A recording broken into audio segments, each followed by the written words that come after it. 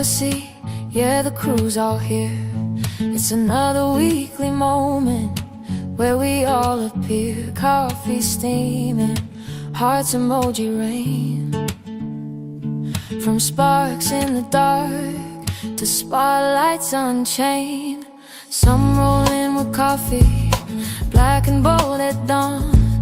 Some with happy hour cheer when the day is gone. Screens flicker lonely till the call lights up the feed. Beginners hit unmute, pros drop the seeds we need. Every week's a new beat.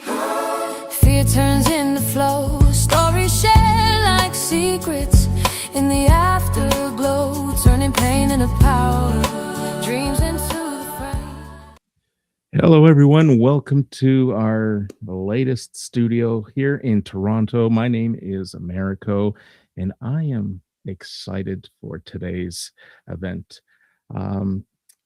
My guest today is Mike LeBlanc, and we'll be bringing him on stage in just a moment. But I want to take a moment here to welcome those of you who are joining us. Today's event is exclusively an audio event, but an audio event with a twist. There won't be any talking heads as we traditionally have been experiencing with live streams hosted by myself and others like myself. Today we are streaming across LinkedIn, Substack, and YouTube. And as always, if you're joining us, I'd like for this to be as immersive and interactive as possible. So be sure to like, comment, and share. For those of you who are not aware, I'm over on School and I host a community called Your Stage Community, where I help live-minded community members plan, promote, and put strategies together to build stages of our community members and their communities. So if you want to learn more, jump over to School and look us up, Your Stage Community. Now, my guest, Mike LeBlanc. Mike LeBlanc has a wonderful story, a wonderful narrative, and he's been a guest here before, and we're bringing him back. This is a pivotal moment. Last time we had Mike on the show, he came as a subject matter expert and still is a subject matter expert in the IT cybersecurity space. But Mike's going to share a new pivot. He is the founder of Signature Songworks. I'm going to let him go into more details. We have some questions for him, and we're going to have a wonderful conversation. Please don't hesitate if you have questions of your own. Drop them in the comments. I would much rather have your questions answered opposed to the ones that I have queued up here for Michael. Now, without any further ado, let's bring Michael up on stage. Hope you enjoy the today's rendition, today's episode. This is a little surprise, a special surprise for Michael. Why don't we bring him up on stage here? There we are. Michael, how you doing? Michael, are you there? Sorry, I was hearing you on another window. Thanks so much for having me, Americo. I love the relaxed look on the couch there, and your your great shot of you behind the desk. I'm very grateful for you having me on the show, and I'm really happy to talk about this and the pivot. So I look forward to the show. Well, why don't we start? Why don't we start with an introduction and set the stage as to where you've been and where you are today, and we'll dive into the questions to share with others where you're heading with Signature Songworks. Sure. So I've spent the better part of 30 years, 40 years all in IT, and about 20 of those years in cybersecurity. 13 of those years was as a CISO for a multinational bank. So in more recent years, I've rediscovered a passion for music. I had spent some amount of my spare time in choirs and leading worship at a church and so on. And then I also wrote a lot of poetry, which plays into this pivot. In fact, one of my first songs that I produced using Suno was actually a poem. So the pivot is into creating emotionally, evocative songs for gifts or for life events, um, for folks, and to take what I've been doing for some period of time and actually monetizing it. Fantastic.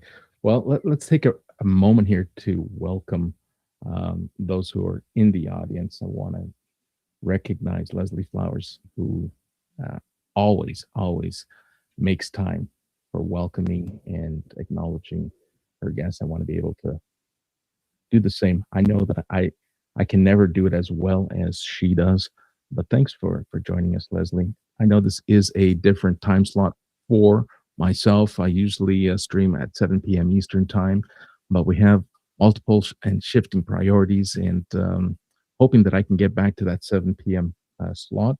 But life sometimes gets in the way, and we pivot, and this is kind of apropos to today's conversation. Thank you for sharing that part of your narrative, and I'm excited because this is a big moment. People may not realize this, but I know this is a big thing for you. I know that it's a big thing for a lot of people who are curious about uh, AI and music generation. But we're going to dive much deeper into this because there's more than just creating music with AI. And I'll be the first to tell you, I tried it. Zuno and all the other similar platforms, their marketing teams make it seem so effortless and easy to be a singer songwriter and produce music, but it's not that easy, is it? No, there's quite a bit of controversy around the whole AI music creation scene, and in some cases, rightly so, from a training perspective. And I don't really want to go into that. I'm a user of the platform, so uh, so for those that don't know, I do write all the lyrics. I have some tools to help me frame those out, but when I'm writing, I do deep dives on the subjects. In the case of the ones that I'll be doing for other folks, I actually have created an onboarding form to make that happen. But so there's two pieces, for lack of a better word, to this, and then there's a third piece we'll get into in a second. So the first piece is really trying to figure out what the story is and what you're trying to tell, um, and what you want to, what, in the case of like a birthday song, what's special about this person? What can we celebrate? What can, how can we make this fun? How can we make it, meaningful to them? So that's the first part. And the second part is the production, for lack of a better word, of the genre. So, for example, I did a song honoring someone from Nigeria. And to do that, I actually used a form of gospel music that they use in Nigeria.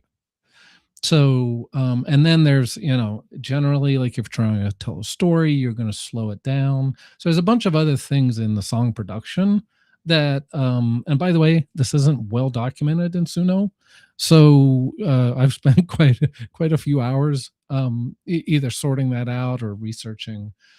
So there's a little more to it than just plugging in a prompt. And I think a lot of people actually they'll hear that, and I actually heard that recently, to say, "Oh, you just type in a prompt and away you go." It's not quite that simple. I can attest to that. It is not that simple. So, Tom, I'm going to leave this up for a moment here. Tom loves your work, and he's a huge fan. Now, let's talk about Signature Soundworks. Signature Soundworks is your next chapter. What inspired this transition? I think, okay, so it's a little complicated, but so I started out, like I said, just doing songs for friends. And it really started with like birthday songs. And then there was a opportunity for a friend that some folks on here know, Felipe, uh, that he had asked me to do a track for an upcoming book launch at the time. He has since launched for that launch, and I just thought, well, okay, he was going to do a collage. Well, what happened was he ended up taking the illustrations out of that book and making a video and using my track. And my understanding is he will then uh, in his next printing of the book will have a QR code that will go to that um, video. So I realized, well, here's a couple passions of mine. You know, I've been musically inclined, or at least vocally inclined, for a number of years. I'm very passionate about reaching out to people and kind of making to boost their positivity, and this was a perfect way to do that. So that's what I'm trying to do. All right, here's something I'm dying to ask you, and I believe I know the answer, but I want to hear this from you. Is there a song that you've created that's surprised you emotionally? Because I know when I listen to some of the stuff you create, uh, I might not know the person that you're writing that song for or the occasion that you're writing that song for. But when you sit back and just listen to the lyrics and listen to what you've put together, it's almost as if it puts the listeners at a certain place and connects the listener with the person that you're writing that song for. Yes. And again, I may get a little choked up. I did several memorial songs for friends I had lost. I lost a friend to cancer last year, and then I lost another friend to cancer this year. So, particularly the one last year, he was a childhood friend. I didn't really realize exactly how much he had meant to me because we had life got busy, and we sort of lost contact. So um I had found out that he wasn't doing well, and so we thank goodness we had the chance to catch up and really reconnect. So when he passed, obviously that was very hard. But so when I wrote that memorial song, it's actually hard kind of for me to listen to because it's just so meaningful and so deep. And that's, to me, that's what this is really about, is to create memories. And even for particularly those that are still with us, to honor them while they're still here and let them know. I think it's just so important relationally that we allow people to be acknowledged and be celebrated while they're still with us, obviously, as well as when they move on. So yeah, there's two of those songs, and then there's a couple other songs that are very meaningful to me personally. And again, that's what I'm hoping to create for others is there a time in your life that you would like to celebrate, and keep on celebrating by playing that song occasionally. For example, my wife and I really last year celebrated our 11th wedding anniversary, and I was able to play that for her on the way to breakfast, and obviously that was very meaningful as well. So Hey, you have a way of connecting stories to music, but what determines whether or not a piece of music that you're writing becomes either a ballad or an upbeat track or something else entirely? What's the thought process that goes into it? well, thank you for asking, because I've actually written songs two different ways. So I've actually written genre first songs. It's like, what are you talking about? Okay, I want to write a blues song. Well, I don't actually even start with the lyrics. I'm saying, okay, what can I write about that would fit the blues? Or I've done some hip hop songs like that. So, but most of my songs are not like that.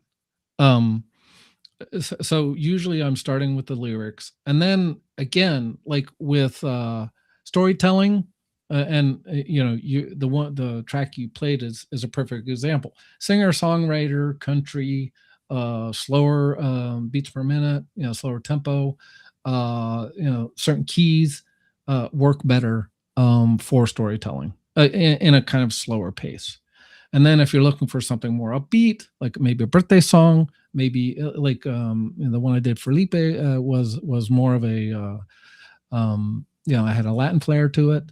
And then the other thing that I forgot to mention is what I try to do in those types of songs. I actually try to take other language, language words, and sprinkle those in. And my understanding was that was very meaningful, not only just to Felipe but his family. And again, I think these are all of this sort of plays into making these songs special. So it really depends on again what the purpose, or what are you trying to get across in the song. And the other thing that has surprised me, and I hope I'm not misogynist, but I am amazed at how differently I feel, how differently Mike feels when a female sings the same exact lyrics as a male. And I just think there's times where it just works better as a male vocal, and then there's times where it works better as a female vocal. Well, take the intro song that we opened the show with. You wrote that for me. Mhm. I had put out a challenge in our school community to get members to write or put something together. So I was kind of feeling like, hey, this community needs an anthem, something that speaks to who we are and what we're doing. And we had a few members participate and share their renditions, and you use samples with different genres, and you took the lyrics that I had somewhat started. I'm not a music writer. I did my best, and you kind of just put some polish to the lyrics. But I got to tell you, the female vocal, it stuck to me like glue.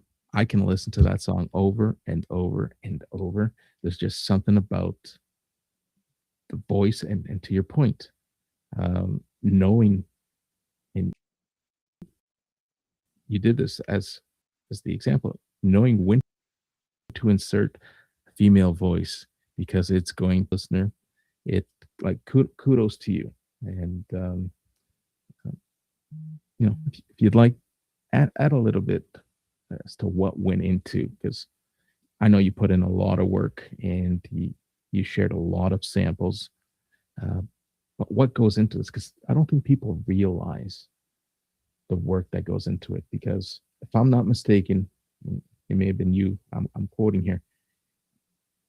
You take deep listening as your starting point. You really hone in on the person, the subject matter that you're writing lyrics for, and you really go deeper than anyone would anticipate, or at least myself. I had no idea that you put so much deep thought into this, and you pick out signals that is going to hit a chord with the audience, because just like a puzzle, everything kind of connects and fits, and your finished products are wonderful. They're filled with value. People can see the vision that you're trying to portray in your songs. I'd love for you to elaborate on that.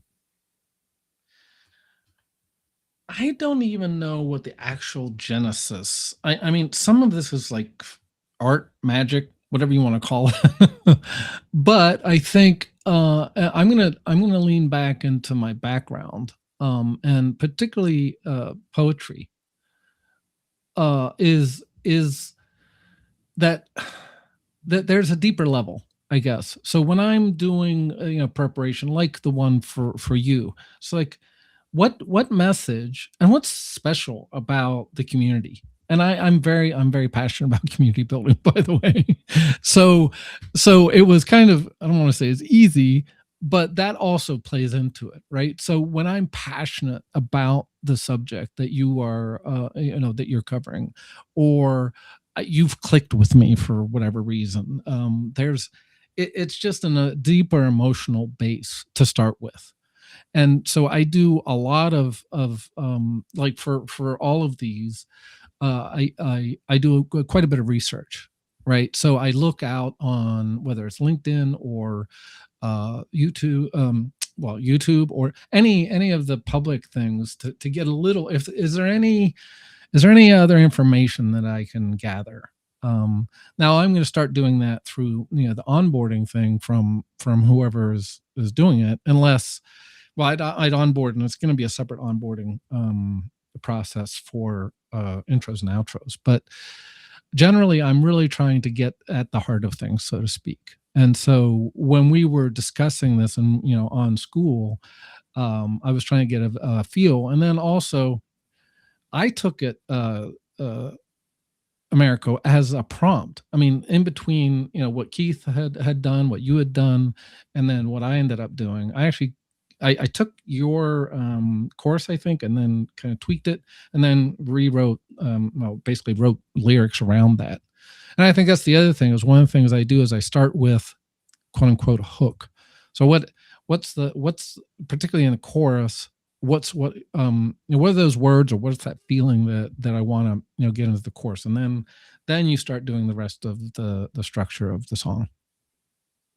Well, let's talk a little bit about the intake. You mentioned intake because you explained how you use someone's social footprint to kind of gather information, but I'm sure that if I were to come to you today, what would be 3 or perhaps even more elements that you'd absolutely need or require for me before crafting a piece of music, whether it's an intro or whether it is a tribute song for one of life's celebrations or moments?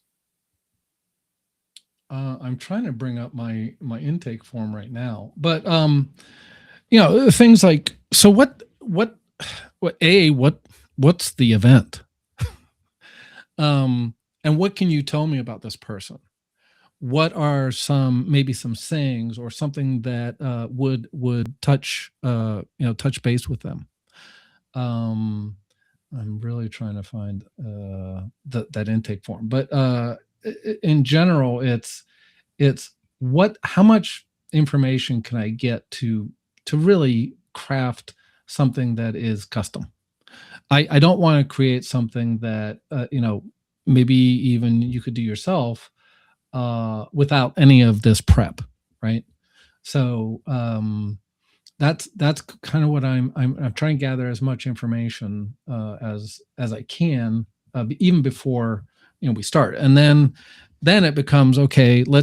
So what I'm going to do is I actually going to review that intake form and then say, okay, I have some information here. Let's go over, what's most meaningful to you, and how can I, in essence, and maybe even have some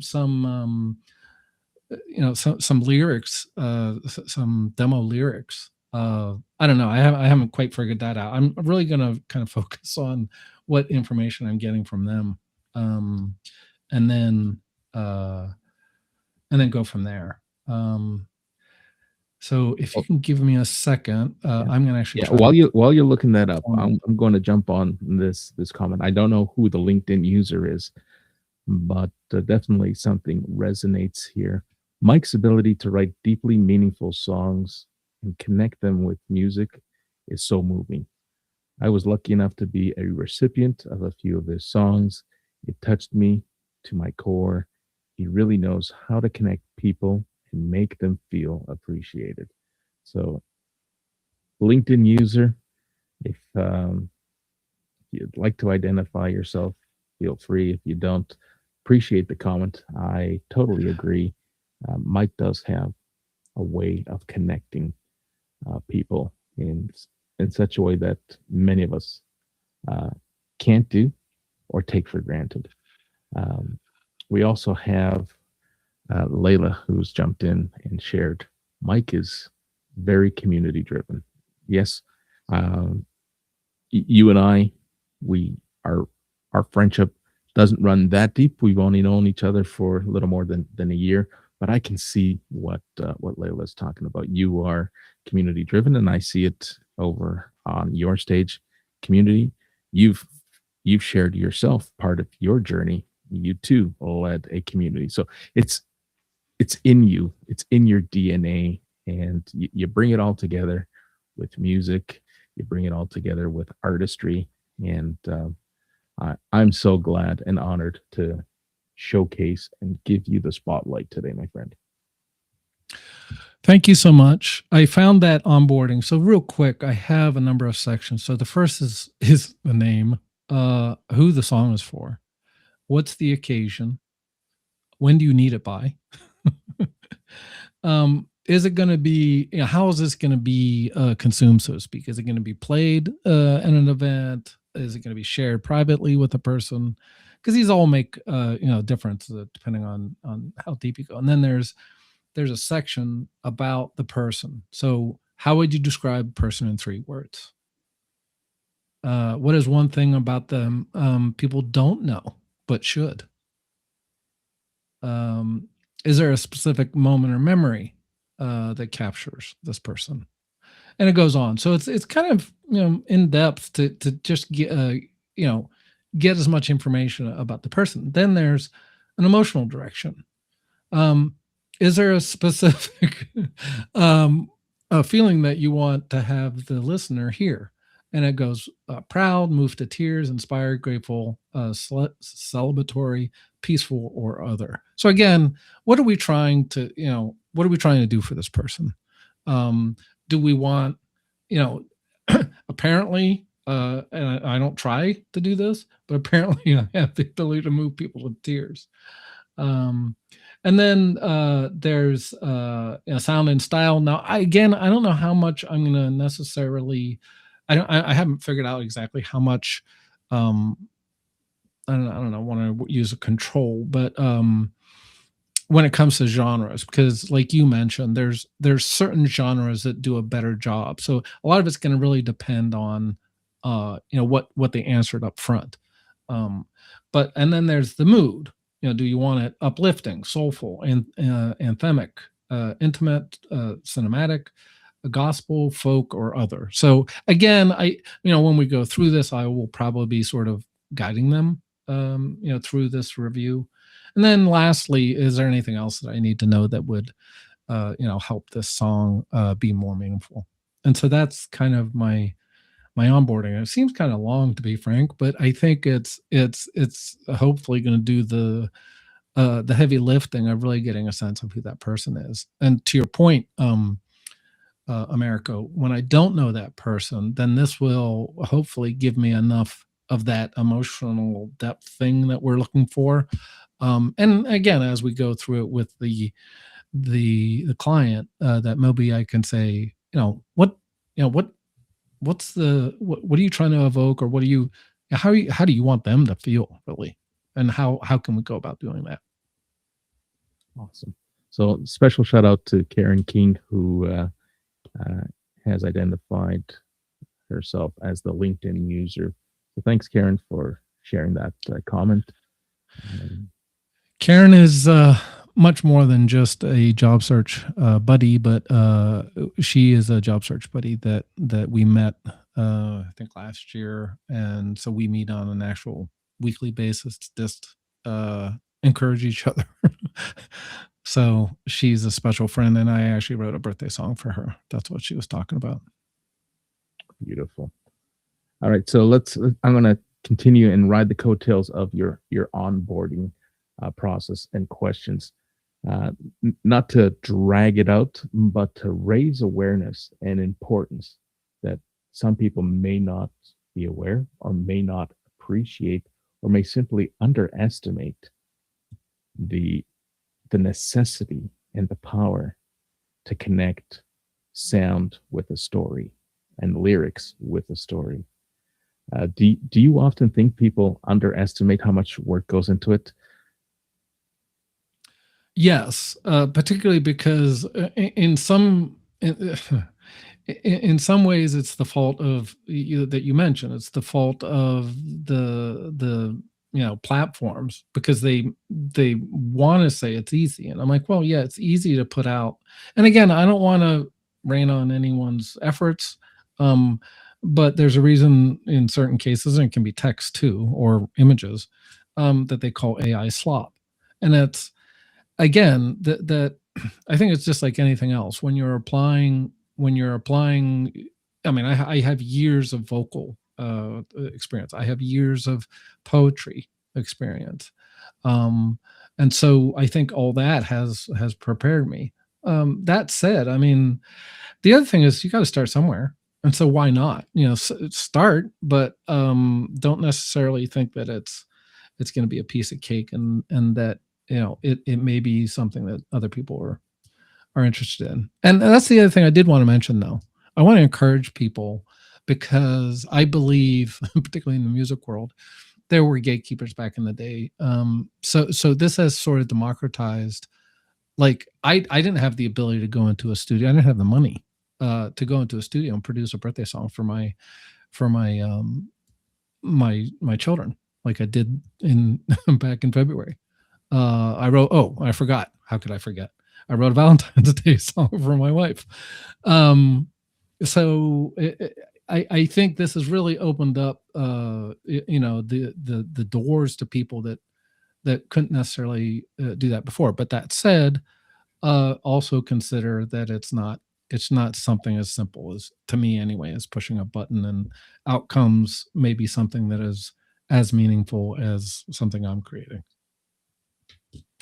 Now, in terms of finding balance, like in many cases, when you're writing a song for someone, a tribute to someone, how do you find the balance in honoring someone's personal story, all at the same time while creating a track that feels not only universal, but timeless for those listening? Well, part of that, and you touched on this, is the storytelling framework.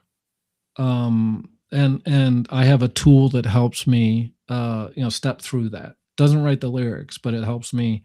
Okay, so what's the emotional arc? What is the timeline arc? You want a beginning, a middle, and an end. You want structure, right?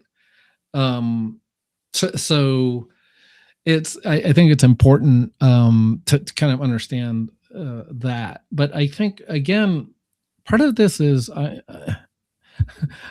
going to beg off and say there's part of this is magic or art or something. There's an indescribable something.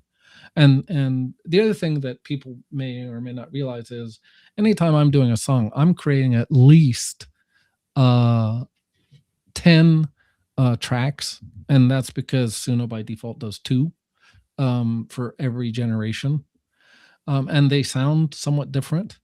And as you mentioned, Americo, I'm doing multiple genres too, and then I'm changing production notes and on and on. So it's not just push a button and out comes this, what you're hearing. It's push a button, with lyrics that you created, with all of the intentionality that you've put into it, and then while you're doing the production, right?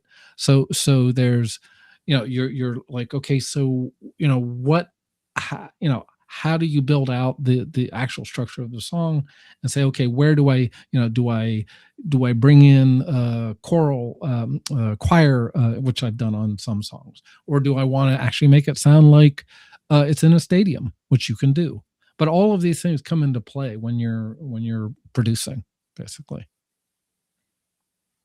All right, so let's continue and lean on what we just talked about. So it could be a wedding song, it could be a birthday song, it could be anniversaries, or memorials. Let me ask you the question: which type of milestones or songs are the most challenging for you? Or are there any?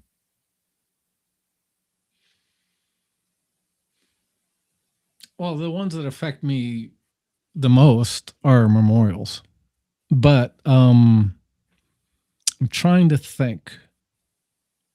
And again, some number of them have been friends. So that just hits different. And I think that's also in part, like, if you would listen to the song that I wrote for my childhood friend, it I mean, you kind of have to understand a little bit the lyrics because it may be a little clumsy. But or I lost another friend. This was a while ago, to throat cancer, and he had just a way about him. Um, he was a jokester, and this goes, but he was actually a coworker from years back, and then we reconnected again, probably 2 or 3 years before he passed, and he was actually in remission. So, but all that comes into play when you're creating the song. So I would say maybe just memorials are maybe the hardest for me because, like I said, some number of them I've been personally, involved with. Uh, but I'm hoping because of that, that I maybe would have the same level of sensitivity to the person that is requesting it. When I do those, so I would say maybe those are a little harder. Yeah, I can definitely see how when there's an emotional connection, it can definitely be hard to pull through. Thanks for sharing that. Now, I want your honest opinion because I can say for myself, listen, I've tried creating some songs, some music. Some I'm happy with, some I can just live with. But I want you to be perfectly transparent, just so that anyone who's listening gets to hear this from someone who is professional in this field. What separates good from memorable? Because if I were to share this with my siblings, my parents or family members, say, "Hey, what do you think of the song I wrote?" They're going to tell me what I want to hear. But I want to hear from someone who writes music and who puts this together. It's interesting you should say that because I feel, and this isn't a cop out, and I've already prepared myself, Americo, for a thicker skin because to some degree, and I'll get to the deeper part of the question in a second, but to some degree, it's in the ear of the beholder, right? So like I did one for my son, a birthday song, and my ex, his mother, had given me, I said, what's he up to these days? And the whole thing was, the whole arc of the song was, I'm proud of you. But part of that being proud was that he's a man of service, particularly in the church that he goes to. And one of those things he does is he actually runs the wheelchair lift. And so I put that in the song. And he's like, "What are you talking about?" So even my own son, I'm like, "Dude, I'm proud of you." That was the whole song. So, but that said, I think, again, I think if you can somehow go deep, to me, I mean, think of not just the rock songs or the pop songs that you like, but if there's anything that just really touched your heart, why? And why did it touch your heart? Why is it your, like Imagine is probably one of mine. And it's because of what it was about. At least what I understood it was about. Now, did John, and did he believe that, or what was his reason for doing that? Um, you can imagine that, but pardon the pun. But yeah, I think to me it's really the depth of the emotional connection, and how if you're able to achieve that. Now, there's other things about, like doing more commercial related stuff, like quote unquote corporatized stuff. And, I'm expecting that you wouldn't necessarily, unless it's just a runaway jingle for an ad, I wouldn't expect you to have that same feeling about a corporate jingle. Now, is that to say that you're open to corporate jingles as well? Initially, probably not. Um, if the right opportunity presented itself, and particularly if I thought it was an organization that I could get behind, yes. I don't know what that would be because these days I'm like, I'm not a big fan of corporate America. But in all seriousness, like I don't know if it was if it was and particularly if they were maybe doing like a charity or something, even if it was tied to a well-known name brand, if I could get behind the event that they were doing it for, I would consider it. So here's a comment from someone that you wrote a song for. I wish the sentiment of that song was what more people would embrace. Now, I don't know if Lynn's referring to her song you wrote for her, but I think if I read between the tea leaves, music that you write has sentiment that is picked out differently by different listeners. If I were to listen to the song that you wrote for Lynn, I'd probably be able to extract something meaningful that touches me. And that is a gift, my friend. I'm trying to think, and I would love to know if she could add just a sentence or two more.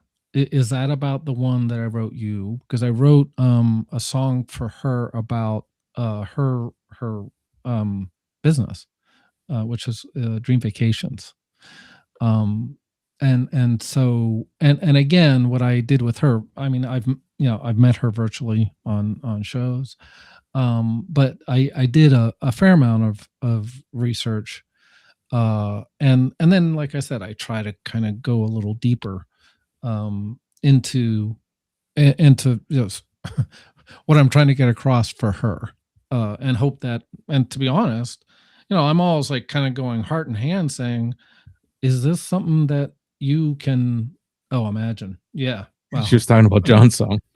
Yeah. Sorry. Sorry, Lynn. Yes, absolutely. I agree. And to your point, Lynn, that's true. And I think that's why, for the people that understand the meaning, that's why it's still here. And that's something that we still want to, to promote, in all fairness. And I don't think, yeah, I don't think that's necessarily, I think there's, in my opinion anyway, and maybe I'm just hopelessly idealistic, but I think that's probably true of most of the world, those types of sentiments. And I also feel in general, this is going a little far afield of the answer, but I think we all want to be seen, heard, and valued, or in America's case, seen, heard, and remembered. Which I wrote a song for him about that too. But yeah, I think there's some universal themes that you can use as a touchstone. And I'm not trying to do this. I guess this sounds weird, but I'm just trying to help people express their love for their loved ones, in whatever manner, or in the case of an intro and outro, help them express what they're trying to get across in their show. And in the case of the anthem, what the community is about. And yeah, I'm sorry, I'm passionate about community. There's no shame in that. Now, I want to carve out some time to address the elephant in the room, the whole Ooh. AI piece. Ouch. Let's talk about AI and what's the biggest misconception people have about using AI when it comes to music production, because it's no secret you and I both lean in and use AI. You look at the studio that I created, and I know you speak highly of and advocate for AI, but it goes way beyond AI. What you're doing has, I would say with confidence, still requires more human element than AI. Let's talk about that and the But misconception see, people might have. thank you, because this is, it's going to sound like I'm being defensive, and I don't want to come off that way. But unfortunately, or fortunately, I've been in tech since I was 14. I was writing, assembly, for anyone that knows that. That's machine code for computers, at 14 or 15. So I kind of take for granted, technology. And I actually wrote a song, America, about this. It's called "Where's the Line?" or "What's the Rumpus." It has a sort of um, two titles, and in there I'm like, well, did you make a big fuss about the synthesizers, or MIDI, or a looping machine, or drums, the 808s? I actually bring that up. There's all these tools that have been used throughout modern music history, right? And I mean, where do you draw the line? And to your point, where is the line between, and this gets, I mean, I'll dive into this. So I write the lyrics, Suno does the rest of the stuff. Now, I don't want to dive too deep into the training, right? Because that's a separate legal issue. What I want to focus on is how Suno actually creates it. So what Suno has done, regardless of how you feel about their use of copyrighted material, and exactly what that means and what fair use is. And again, this is for lawyers, I'm not going to argue it, is I'm using it. So they've looked at millions of songs, right? And it's using a algorithm. So it's learned, for lack of a better word, how to write songs. Now, I'm still inputting, even then though, I'm still inputting the genre, I'm inputting the tempo, I'm inputting the key, I'm in, all of these production notes, which, by the way, kind of gets confusing because in the lyrics, I don't know if you know this, Americo, in the lyrics, you can actually write production notes too, but I haven't figured out if there's a conflict anyway, if there's a difference between what you wrote in the lyrics and what you wrote in the style prompt. And the style prompt is this, where you say this is what you want to, how you want to make the song. I haven't figured out what happens when it does that. And usually with AI, there's some amount of, it doesn't listen to what you're asking it to do. And that's true of whether it's image gen or writing an article or doing the songs. Is to say that as professionals like yourself create more music, that the LLM is learning from what's being created and not just what I guess legal teams are saying might be copyright. Everyone's feeding into this machine, right?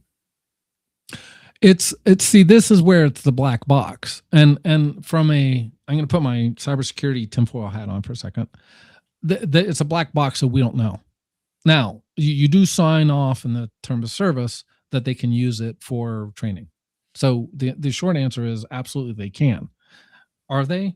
And there's I actually saw just a post about this recently that says, in essence, that will contaminate all of the models and they'll just sound all the same. I kind of disagree.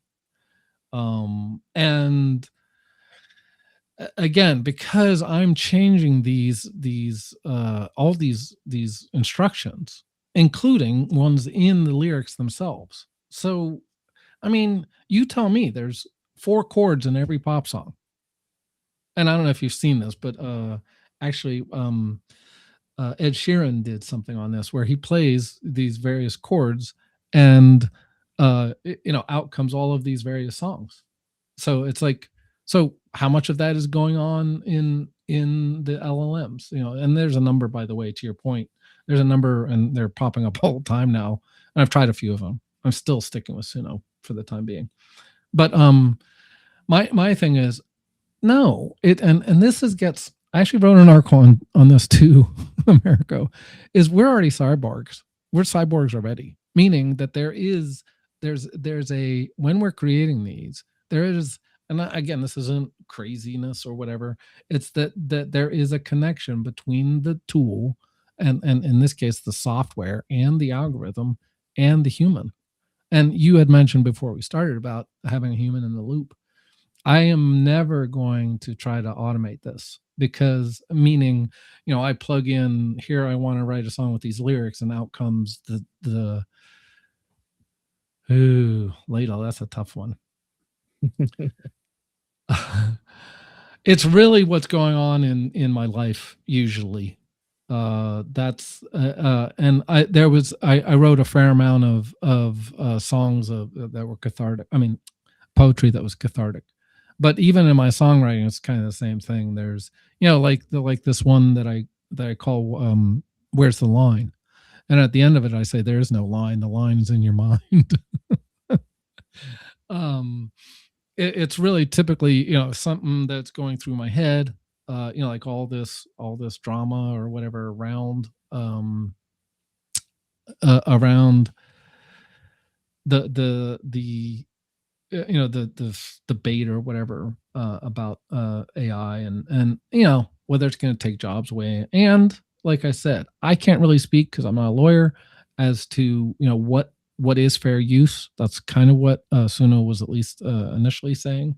Because what the issue, just for those that don't know, is that apparently they scraped YouTube. My understanding is anyway, and again, I'm not a lawyer and I don't speak for Suno. That they had scraped YouTube for millions, maybe, or however many. It's unknown to me. Songs, and then they fed them into the model to learn how songs were written.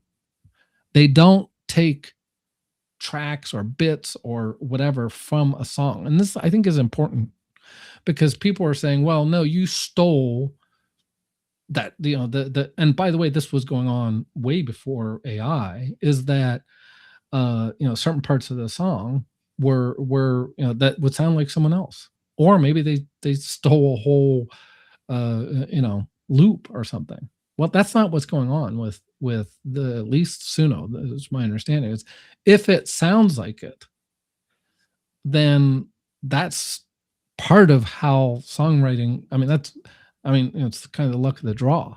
And by the way, I've written songs that someone, a friend of mine who's very into music, and she says, well, that sounds like such and such. I'm like, well, okay. I don't know what to tell you. First of all, I don't know that song, so I'm not actively trying to copy it, right? And yeah, that's the other thing. And again, if you're actively trying to by the way, I've tried, I shouldn't admit this, but I was trying, well, I actually wrote a tribute song about Hendrix, and I was trying to sound like Hendrix. I couldn't make it sound like Hendrix. So let's pick up on some of what was just shared, and in the spirit of this whole AI movement, and kind of trying to draw this back to Signature Songworks. Let's ask the question, how do you decide what AI should assist you with versus what must remain fully human? Because your lyrics, not AI. Your right, your musical intellect, experience, you know what genre, what beats per minute will work. That's not AI. That is human, a fully human connection, interaction. So for those listening, how do you decide, and how does that split look like? Well, I actually saw something about this, which I was in complete agreement with. So there's a and by the way, there are artists. Well, I don't know if they're well-known artists, but there are artists that are published already that are using Suno. There's something called Suno Studios. I don't have that yet because it's a little expensive. But what they're doing is they're singing vocals, for instance, and then they feed that into Suno and say, basically, give me everything else, or let's say they have a keyboard, or drums, or guitar, or whatever, and so they lay down a track, record it, and then upload that into Suno, and then add whatever they need.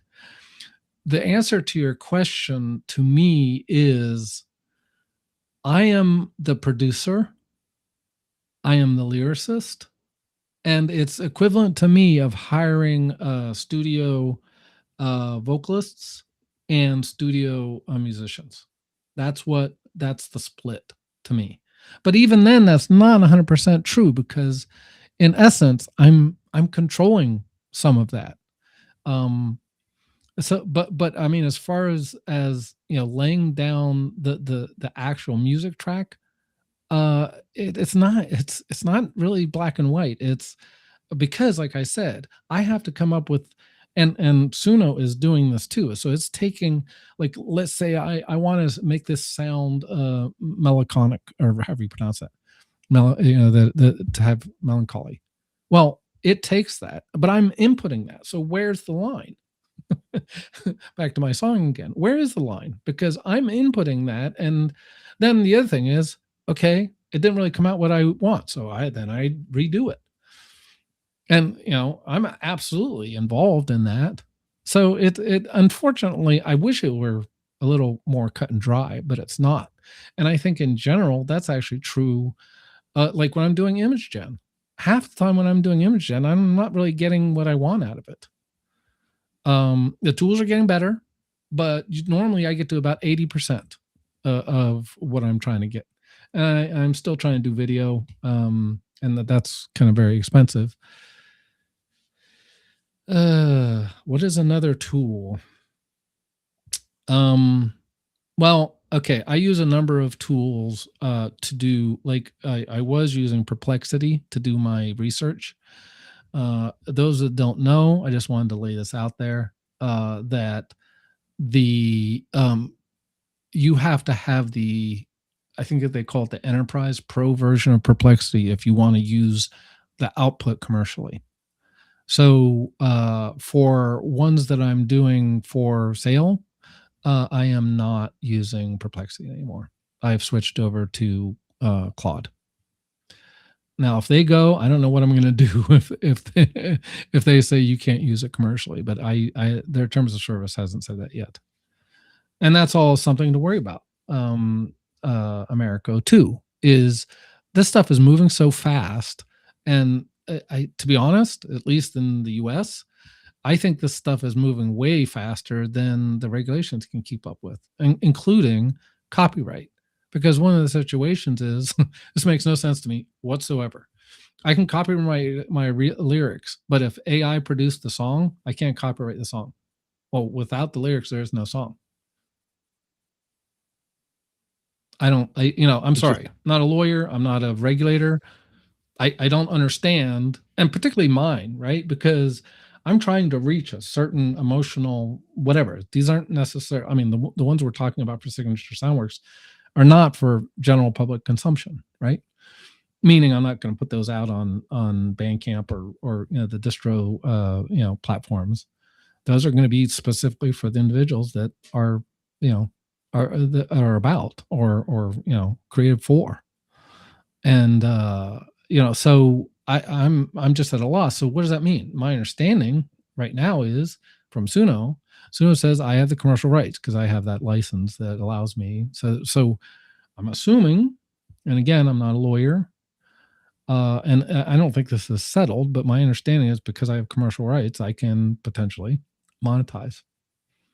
But again, that's going to have to go through the courts. And the difference is, I'm using the platform, but I did not violate the training. In the training, I'm using the product. So my understanding also, and again, I'm not a lawyer, is that they can't necessarily come after me. Now we'll find out. We'll see what the legal people will say. All right, hang on there, Daniel. That is going to be our closing question. I have one more question for Michael, and then we'll jump onto your question, Daniel. So the question I had at this moment. We're at the top of the hour, and it's been a wonderful conversation. Now, for those who are listening in the audience who might be in a position to help you, or for those in the audience who are listening to the replay who might be able to introduce you to the response you're going to give to this question, what's the one story or song you haven't written yet, but would love a chance at?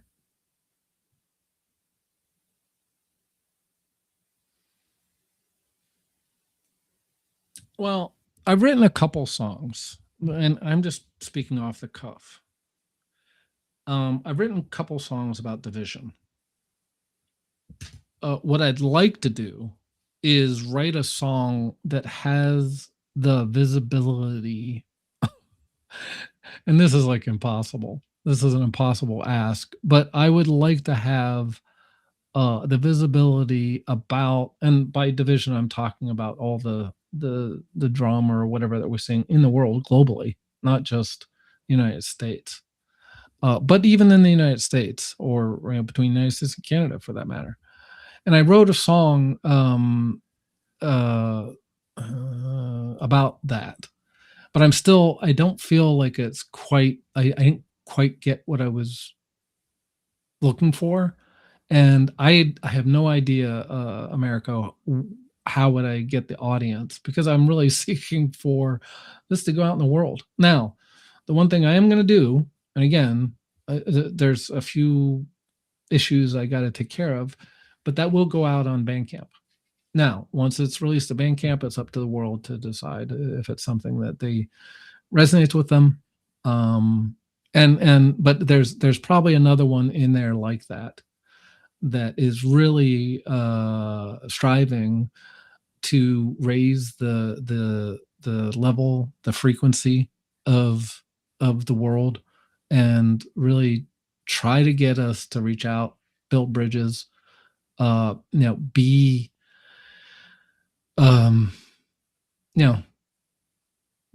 be that person that uplifts the other, without dragging the all of whatever our bias or baggage or whatever, our tribal issues into the situation. And by the way, let's work on solutions. So that's that's a long it's a long answer, but that's my answer. Fair enough. Listen, this has been a fabulous conversation. I had a wonderful time hearing you share your insights and your journey, and I wish you all the best when it comes to Signature Soundworks and this next chapter in your professional journey. For those who were jumping in the comments, let's address this now, because I think it's quite funny. I had fun putting this studio together, and some of you pointed out, well, how come Americo's talking, or his head is moving and Mike's isn't? Truth be told, I had created this studio without collaborating and without sharing this with Michael. Michael and I agreed that we were going to host an audio event, and I do these intentionally because I want those who might be camera shy, those who might not be ready to show up on camera, to still have a stage where they can show up live, because anything that is recorded is a podcast, right? If we're going to record something and then redistribute, it just loses all its all the excitement, at least from my lens, because I really see the value in engaging the community, the audience, and allowing that interaction and that immersive experience. And we were able to do that today, and I've done it in the past with audio only, and there are resources in these studios, the Restream studios and the StreamYards, where we can just turn on a still image of ourselves and talk. But I enjoy creating these AI studios and these graphics, just so that people can see what is possible while still going live, not going on camera. Like there's so much you can do with live content. And no, I don't want this to be about what I'm doing because this is Mike's spotlight, but I save this to the end. If anyone has any questions, thoughts, comments, what they'd like to see different, if you know me, I enjoy testing things out. I enjoy pushing the envelope and seeing how far we can stretch these boundaries so that people can find a place to come in and confidently bring their message to a stage, regardless of what that stage looks like, whether it's an on-camera or off-camera event. Mike, back to you. It has been a fabulous conversation. And now let's bring up Daniel's question. So for anyone listening, wanting to get a custom song, anthem, tribute, where can people get a hold of you, and where can people hear some of your pieces of work? I think that was Daniel's question. Where? Let's bring it up. Where can we find Mike's music to listen to and or buy? Okay, so the short answer right now, because I haven't launched Bandcamp yet, is I just put in the chat, which hopefully you'll see eventually.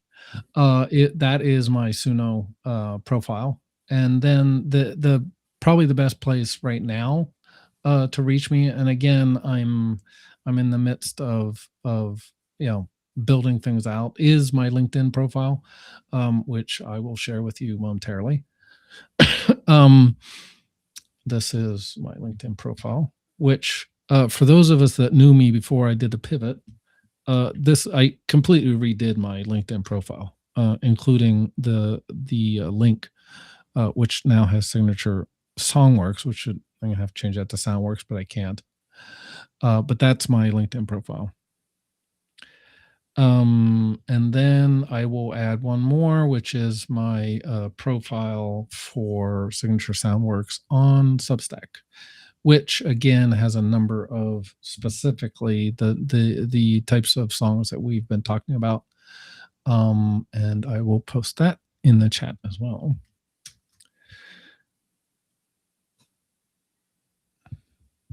Let's bring that up. And before we close, I don't know if there was a delay or a lag, because we talked about copywriting and trademarking. Coach Carey had a question, and let's bring this question up and then close things off. Do you believe that songs, articles that use AI support should be able to have a copyright or a trademark if more than 50 was created by the author themselves? At 80%, I don't even know why that would be a question. And I'm not directing this at Coach Carey. To be honest, I'm a bit mystified because, like I said, for me, particularly with the songwriting, I'm putting so much in already that yes, I'm not playing the guitar or actually singing the vocals, although I'm capable or was. So when it and at what point, because when I write prompts, by the way, they're very detailed. So at what point is it the prompt? Because I don't know of those of you that are using LLMs, but the better the prompt, the better the output. So, and I actually use, I don't even know how to frame this, but I use multi-step. So I'm in fact, I have what used to be called GPTs and GPT, but they're called projects in Claude. I have tools that actually help me step through, like the not write the article or write the song, but they step through helping me frame it. But I'm doing the writing. Now, to be fair, also, and I think Americo has mentioned this, there's times where I will put it through and say, can you comment on tone or maybe even change the tone of this? But it's my article to begin with. and it's not rewriting it, it's modifying it. How much of that is, so if let's just say I sat down and wrote, just blapped it out on a Word document, and then I fed that into pick your LLM du jour, and then said, number one, make this AEO searchable. AEO is the SEO, which is the search optimization for AI. So, is that, well, I don't even know. I wouldn't necessarily think that's copyrightable. That's more about being found. But, it's very tough. I don't even know, and by the way,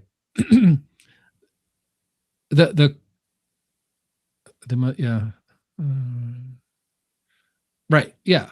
Well, yeah. No, exactly, Coach Harry. We're doing. This is why I think America is so important to have what is called the human in the loop, because if not, first of all, the one thing I didn't mention, by the way, which doesn't really happen per se in Suno, but it absolutely happens in LLMs, is the hallucinations. So you better be checking what's coming out of those, including code. If you're doing coding, and that was early on when I was trying to use Claude, I couldn't get it to actually correct, because I was trying to write scripts and stuff, and it took me like 5,000.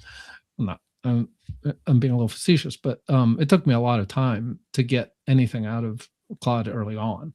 So I'm sorry, guys. I use this. I think, and I see this as a tool. I think Daniel said as an assistant. Yes, I don't see it. I don't actually ask LLMs for answers. I know that sounds funny, but I will ask it like for information, go out and search the web like I was using Perplexity, and but then one of the things I found, and it's going a little in the weeds, was even at the second page, it already started to drift as far as like accuracy. So the first page was fine. So, go out and tell me, I don't know, anything about a mic, like the Q2U that I'm using. And, where can I get it? What's good about it? And that was good for the first page. But then if they had linked anything from that page onto another page, all of a sudden there was drift, what I call drift. And so, like I said, you better be, double and triple checking what you're getting if you're looking for quote unquote answers. That's not really what I'm using AI for. Does that answer? It's a long answer, but. Well, I hope it does. You did a better job than I could ever try to answer. So thanks for putting that question to rest. It has been fabulous. I want to close us off with another rendition that you wrote for your stage community. This is one of two rock genres. I'll play one of them and close the room up after playing a little bit of it. So for those who have been with us for the last hour, I want to thank each and every one of you for being engaged and part of the conversation. I want to thank Mike for sharing the stage with me, and I look forward to hearing and learning more about your journey and where you're going to take Signature Soundworks, because you do a wonderful job. I've seen it firsthand. I've been, I guess, privileged and as a recipient of your music. And I wish you nothing but the best. And I hope that if there's anything we can do here as a community to help get your message out, let us know. Drop questions in the comments. If you can support Mike by sharing the links that he's shared, please do that to help him out. All right.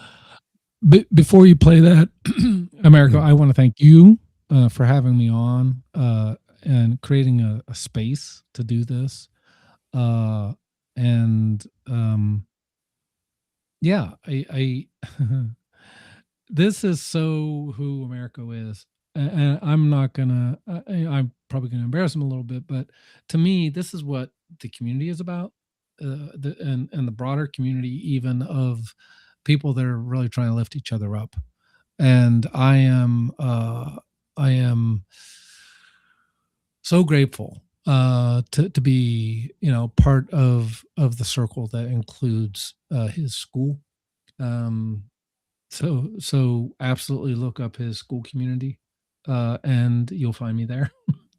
But thanks again, Americo. I really, really appreciate this. Wonderful. Thank you, Coach Carey, for putting the link up. I appreciate each and every one of you. Let's kick this off with another bird of your stage community, our anthem, produced and written by Mike LeBlanc.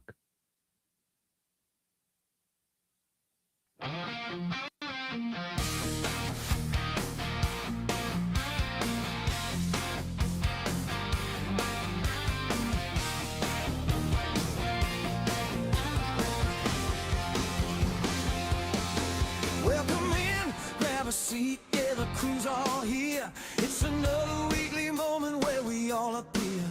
From the stories we share to the dreams we empower, we're building big energy, hour by hour. Some rolling with coffee, some rolling with cheer. But we all show up, 'cause we